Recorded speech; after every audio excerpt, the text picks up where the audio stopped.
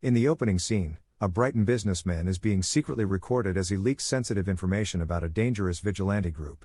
After his meeting, he makes his way to his car, only to have a Jeep unexpectedly hit him. He tries to get away, but the Jeep pushes his car off the parking garage. Next, we meet Will Gerard, an English teacher who is enjoying a romantic anniversary date with his wife, Laura Gerard, a musician. While celebrating, they see a news report about the businessman's death. Although the city is becoming more chaotic, they remain happy, ending their night dancing with Will's best friend, Jimmy, the school principal, and his wife. Later that night, after spending time together, Will gives Laura a necklace as a sign of their lasting love. The following day, after work, Will and Jimmy have their usual chess game. Meanwhile, Laura has finished her orchestra practice when a man suddenly appears, pulls out a gun, and assaults her. Despite her efforts to fight back, he violently attacks her in the back seat of her car. After saying goodbye to Jimmy, Will receives a worrying message on his phone and rushes to a nearby hospital. He is devastated to find Laura badly injured and barely conscious.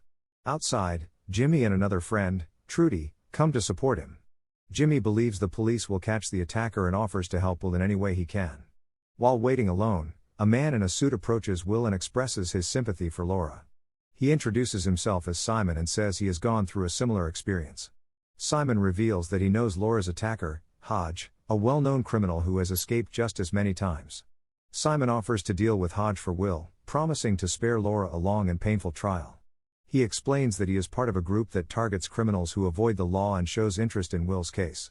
In return, they may ask Will for a small favor in the future. Though hesitant at first, Will, driven by a desire for revenge for Laura, agrees. They instruct him to purchase 2 chocolate bars from the vending machines to validate his choice. He purchases the 2 chocolate bars in the presence of a few unidentified individuals, unsure of their identities. That night, Hodge returns to his apartment, feeling proud as he looks at his new prize, Laura's necklace. A scared man wearing gloves suddenly bursts into the apartment, interrupting his satisfaction. Despite Hodge's attempts to fight back, the intruder, armed with a gun, overpowers him and kills him. The next day, a deliveryman claiming to be from an insurance company gives Will a package. Will is shocked to find a photo of Hodge's dead body and Laura's necklace inside.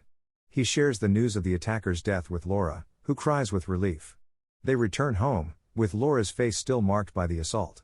Will promises to stay by her side, and Laura, feeling sorry, insists on getting new locks and bars for their windows. 6 months later, Will and Laura are still struggling with the aftermath of the traumatic event. Laura wants to buy a gun, but Will is against having one in their home. Undeterred, Laura starts taking shooting lessons at a local range and purchases pepper spray. While they are at a nearby bar, Will gets a call from Simon, asking to meet. Simon instructs him to go to a store, buy a pack of gum, and exit through the back door, where Simon is waiting in a car. Reluctantly, Will gets into the car, and Simon gives him an envelope, telling him to drop it in a mailbox at exactly 4:15 the next day. Will goes to the zoo but receives a call telling him to open the envelope before mailing it. Inside, he finds a photo of a man with his family and a phone number. Simon gives Will instructions to observe the man and report back with the phrase, "The hungry white rabbit jumps." Will sees the man's wife and children and starts following them around the zoo, but he can't find the man. The next day, Will is shocked to see the phone number written on the board in his classroom. Angry, he calls Simon, who is already waiting outside the school. Will refuses to continue working with Simon because of the privacy invasion, but Simon brushes off his concerns and reminds him of their deal. Later, Will meets a man who hands him another envelope before disappearing. Inside, Will finds documents accusing his target of being a registered offender. When he gets home, Will gets another call from Simon, who orders him to kill his target by pushing him off a bridge on his usual route. Will tries to refuse, but Simon ignores him and hangs up. The next morning, Laura senses something is wrong but feels guilty. Will assures her that everything is fine before heading to work. He discovers slashed tires on his car outside, prompting him to heed Simon's advice and board the bus. When the bus arrives at the overpass, Will decides not to get off and continues on to work. After school, Simon tracks him down, reminding him of their agreement, but Will refuses to do any more of Simon's tasks, insisting that he's not a killer.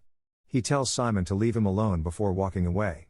That evening, while Will and Laura are out for dinner, Simon unexpectedly shows up, pretending to be an old co-worker of Will's. Despite Simon's attempt to join them, Will insists he leave. Realizing the seriousness of the situation, Will and Laura head home. There, Will notices the magnets on the fridge, spelling out "choose rearranged." He searches the apartment but doesn't find anything unusual. Pretending to go to his car, Will calls the number Simon gave him. He reaches a funeral home and asks them to tell Simon to leave his family alone. When Will returns home, he finds the door slightly open, and Laura mistakenly thinks he has been inside all along. The magnets again spell out the word choose on the fridge. The next morning, Will gets off the bus at the overpass and sees his target getting off another bus. Will tries to talk to the man, but the man, already nervous, reacts aggressively and accidentally falls over the edge to his death. Shocked, Will quickly leaves the scene and gets on the next bus. Meanwhile, Laura looks through Will's car and finds her necklace in the glove compartment. Simon then calls Will, expressing gratitude for his completion of the task and informing him that their agreement is now complete. At school, Will sees two students fighting and ends up hitting one of them, which leads to a 3-week suspension. When he gets home, Laura confronts him about the necklace, but Will refuses to explain. Upset, Laura leaves for her rehearsal. Not long after, 2 detectives arrive at Will's door and arrest him for murder. During questioning, Will denies any involvement in the crime. The detectives present him with surveillance footage from the overpass, revealing in the arrival of Will and the victim, Alan Marsh, at the location. However, they revealed that someone disabled the camera that could have captured the confrontation. They also show him a video from Alan's phone that shows Will following Alan's family at the zoo. Will finds out that Alan was an investigative journalist. Seeing no clear path out, Will requests a lawyer, but the lieutenant declines, citing the lack of formal charges against Will. The lieutenant then asks Will a series of strange questions, ending with a question about the hungry rabbit. After Will answers, the lieutenant lets him go, warning him to leave the city before Simon comes after him. After her rehearsal, Laura tries calling Will, but the police answer his phone. Will rushes to a payphone and leaves a message with Trudy for Laura, saying he hopes to meet her after her rehearsal the next day. He then goes to his high school to learn more about Alan and discovers the details of Alan's wake. The following day, Will sneaks into Laura's rehearsal venue and manages to get her attention. He explains the entire situation, and Laura, realizing how serious it is, offers him money and a gun she had bought earlier. When they see the police arriving at the rehearsal, Will quickly makes his escape. At Alan's wake, Will manages to steal Alan's ID from Alan's acquaintances. He learns that Alan had been investigating Simon's vigilante group, which explains why Simon wanted Alan dead. Meanwhile, a woman at the wake notices Will and makes a call.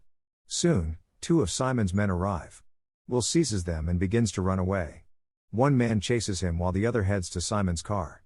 Will escapes by climbing over the edge onto the highway before Simon and his men can catch him. As he climbs down, he accidentally drops his phone. One of Simon's men tries to follow but gets hit and dragged by a car. As Laura leaves her building, a detective approaches her, claiming to have information that could prove Will's innocence. Laura gets into the car but soon realizes the men are imposters. When the car stops, she uses her pepper spray on them and escapes. Meanwhile, Will breaks into Alan's workplace, finds his desk, and steals some documents before quickly leaving.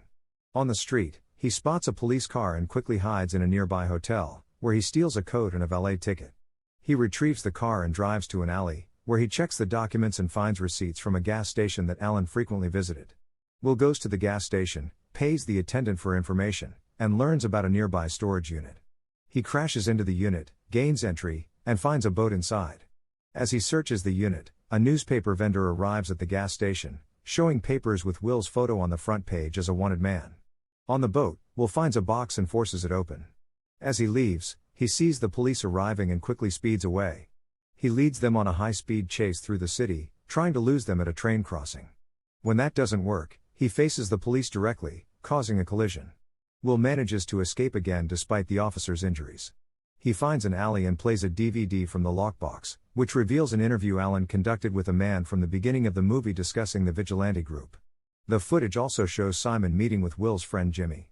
Will rushes to Jimmy's house, bursts in with a gun, and confronts him. Jimmy admits that he joined the organization after his brother died and confesses that he asked the lieutenant to release Will. Will demands to know Simon's real identity, pressing the gun to Jimmy's head. As Will leaves the scene, he doesn't realize someone is following him. He stops when a man confronts him with a gun, accusing Will of being a registered offender.